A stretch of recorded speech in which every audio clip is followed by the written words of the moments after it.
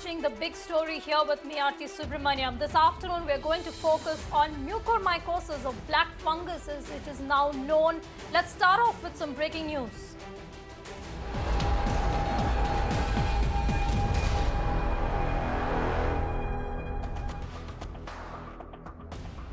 As the states are staring at a shortage of medicine to fight this deadly black fungus, the centre has decided to ramp up production of this particular antifungal drugs. The centre will be importing amphotericin B drug, and 5 more manufacturers have also been roped in to ensure there is sufficient supply in the country. For more details, let's go across to Ayushman. Ayushman, in the mirror now, we've been reporting for the past few days that there's a severe shortage in several parts of the country. Okay, I've just been informed that we've dropped that line with Ayushman. Let's try and get back to him in just a bit, but the centre is going to ramp up production of the drug which is the drug, in fact, for mucormycosis treatment. It is looking to rope in 5 more manufacturers to ensure that there is sufficient supply in the country. And it is also going to be importing amphotericin B, which is the drug used for the treatment of the deadly black fungus, or mucormycosis as it is known. Ayushman back with us now for more. Ayushman, just tell us the details of the centre's plan to ramp up production. We, of course, on Mirror Now over the past few days have been highlighting the severe crunch of these drugs which are being felt across the country. Well, if you see currently, the government has said that cumulatively all the domestic manufacturers which are there, about 1.63 lakh is the amphotericin B that is available in May, and it is also being ramped up to produce up to about 2.55 lakh.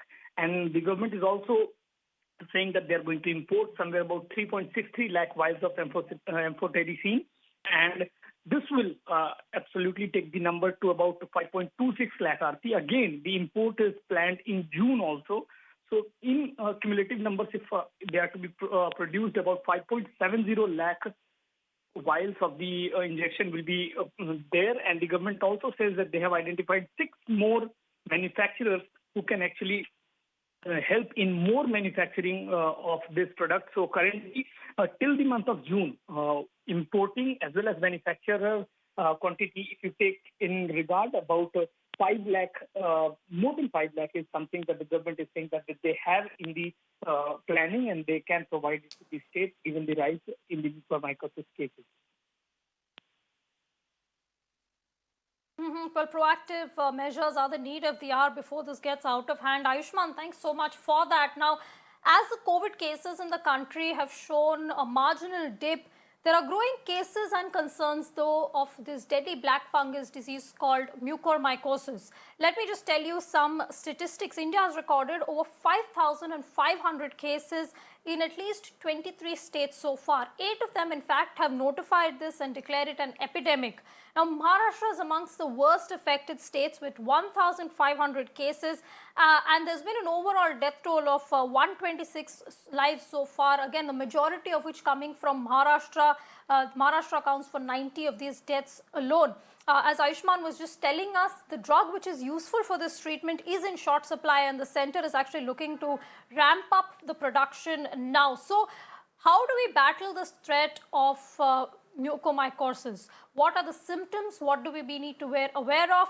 To understand all that, Dr. Sunila Garg, who is member of the Lancet Commission and the COVID Task Force in India, joins us to understand this particular disease. Dr. Garg, thank you so much for speaking to Mirror Now. I appreciate it. I think it's a very crucial conversation to have, especially at a time when there are a lot of concerns and even misinformation about this disease. So let's just start off by establishing the basics. What is this disease and how do you contract it?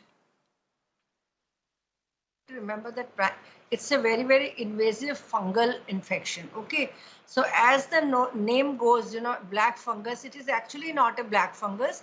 It's white in color, but the moment it invades a particular organ or blood vessels particularly, it causes necrosis. That means it causes the organisms to become dead. The organs to become dead. So that means if it is going into the sinuses, or if it is going to the, wherever there are open parts, I'll say forehead or sinuses or ENT part, or it goes to the brain, wherever it goes, it causes necrosis, or to the lungs and all that. So wherever it causes, necrosis means it is killing of the tissue. So tissue becomes dead in color. So that is why it acquires the name as black fungus. So, but one thing which you have to remember, that this is a very, very aggressive fungal infection, which is affecting majority of the organs, and especially the vital organs, where it causes the internal damage. And it is causing internal damage to all the organs which I mentioned: ear, nose, throat, mouth, and it is basically not contagious. One thing which you have to remember is that it is not going to spread from one person to another. It is there, basically in the air, it is there on the carpets, it is there around the air conditioning part of it. But why Indians are more vulnerable? One thing I'll say, that first of all, we have got huge proportion of diabetics in Indian settings. It is known that India is a diabetic capital of the world. That is there. And also Delhi is also having huge number of diabetic cases. So this is a opportunistic organism. And now, particularly in cases of COVID infection, when our immune mechanism is compromised, so this fungal infection makes the entry, and accordingly it is affecting different organs as well. Well, Dr. Garg, I think you made a very important point, which we need to reiterate to our viewers once again, that this is not contagious. I think that is a common misconception that people have, so it's important to highlight that once again. Now, you've also mentioned the mode of communicability of this particular disease, but does this mean that only if you have COVID or only you've recovered from COVID, you could contract this? Or is it something that, even non-COVID patients in these times, if they have high diabetes, perhaps, for instance, could actually acquire as well? Yeah, but if it is in cases of uncontrolled diabetics, that is one thing. But along with that, you see, if your immune system is compromised, that means whether because of, when we are talking in conditions like, COVID infections, or we were talking earlier in cases of SARS disease also, severe acute respiratory syndrome and all, which further, basically these are the diseases where our immune system is compromised. So that is where this is an opportunistic organism which makes its entry. And primarily, as I told you, that it is basically a mucormycosis is a basically complication, actually what we call it as, it's a complication of fungal infection. And basically now it has been observed in those people who are either recovering or have recovered from COVID. So wherever the persons are having diabetics or their diabetes is uncontrolled now.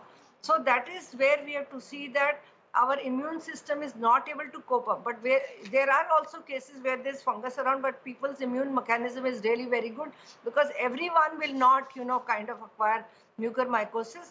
People who are healthy, strong, they've just recovered from COVID, there is a healthy recovery also. But you see, we have to be very cautious, because quite a number of, as I told you, our people are diabetics also. So diabetics means it makes us more vulnerable to many of the infections also. So because diabetes per se is a disease which is affecting majority of the organs as well. So this is where it has become a very, very challenging issue for all of us. Yeah, now you mentioned diabetes, doctor, but there is also the role of steroids, which is being attributed to the increasing number of cases. Steroids which are being used perhaps sometimes indiscriminately in the treatment of COVID. So how do we balance out the need for steroids in COVID treatment versus the possibility, especially in diabetics, of that increasing their chances of contracting mucormycosis? Very, very important question. In fact, I was waiting for this question for you, because you see, people are using steroids very, very indiscriminately when they are, managing cases of COVID, because India is very vast. Remember, though we have got standard treatment guidelines for this, but quite a number of our practitioners, they are starting, the steroids in, at a very early stage, where even if there is no, kind of indication for this, though we have got in black and white our, treatment guidelines, which are there, which are displayed on the website of our Ministry of Health and Family Welfare also. And also time to time, AIIMS keeps on revising the guidelines. But you see, COVID infection is being treated by quite a number of our practitioners beyond hospital settings. We have, providers who are standalone providers, and we have different systems of providers as well. So as it is, you see, our usage of steroids is quite very rampant. People think that we will give steroid and that is the kind of answer to the situation. So steroids in turn will lead to increase in blood sugar as well. So that is where and that also compromises again our immune system, and that leads to flare up of this infection. So these are some of the important reasons which is there. So steroids will increase your sugar also, and they also ultimately will compromise the system's ability to fight this uh, uh, uh, epidemic of mucormycosis or infection of mucormycosis.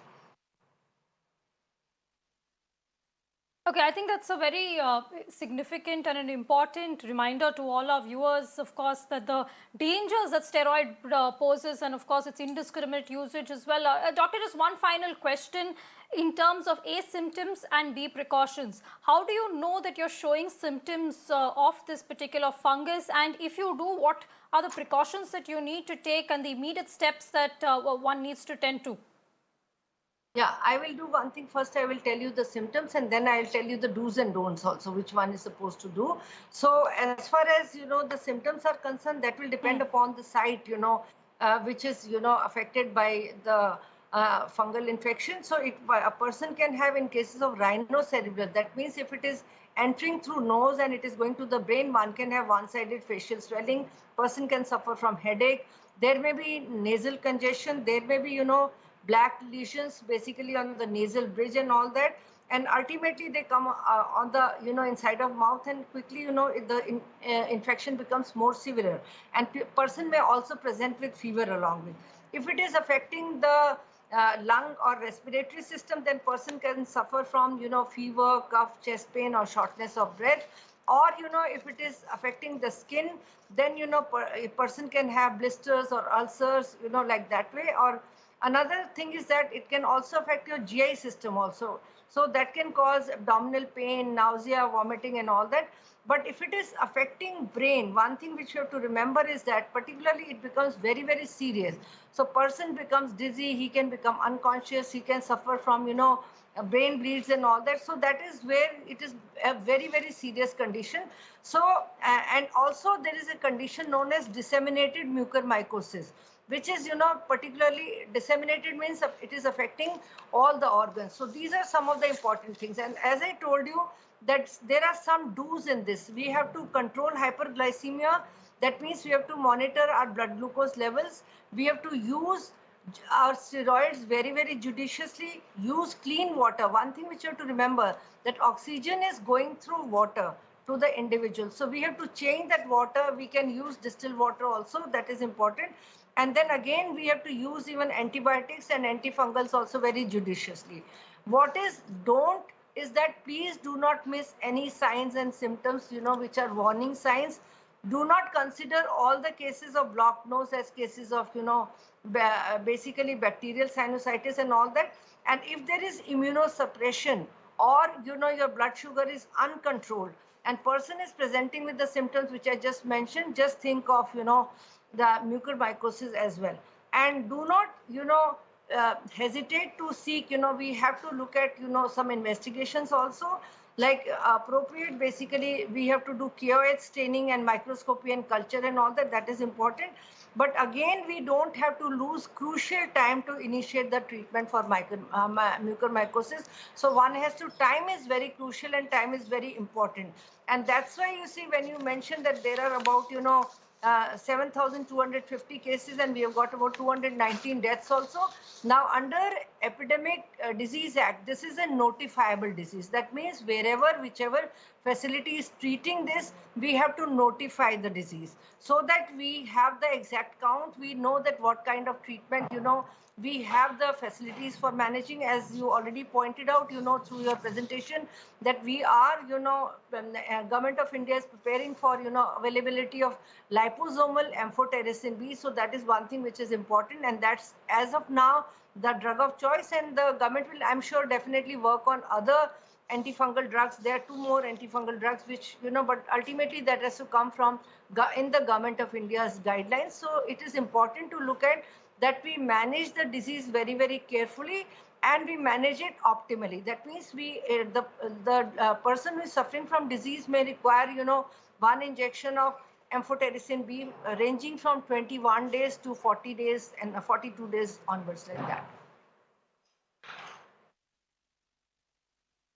Well, Dr. Garg, thank you so much for that. I really appreciate you taking out your time and, giving us that full lowdown on mucormycosis or black fungus and the do's and don'ts. Some very important advice for all our viewers here. Dr. Garg, thank you so much for that. Now, the government also raising the red flag about this particular black fungus. And the Prime Minister earlier today has asked states to step up vigil and take all the precautionary measures that are necessary. Listen in. हमारी इस लड़ाई में अभी इन दिनों black fungus की एक और नई चुनौती भी सामने आई है। इससे निपटने के लिए जरूरी सावधानी और व्यवस्था पर ध्यान देना जरूरी है। अभी जब मैं आप लोगों से बात कर रहा था तो उसके लिए जो भी मेरे पास जानकारियां थी वो मैं आपके साथ शेयर भी की थी। साथियों, सेकंड वेव के दौरान प्रशासन ने जो तैयारियां की है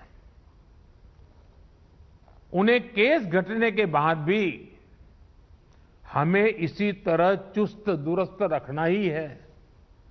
साथ ही लगातार आंकड़ों और स्थितियों पर भी नजर रखनी है। Let's go into a short break now, but stay tuned. Lots on the other side.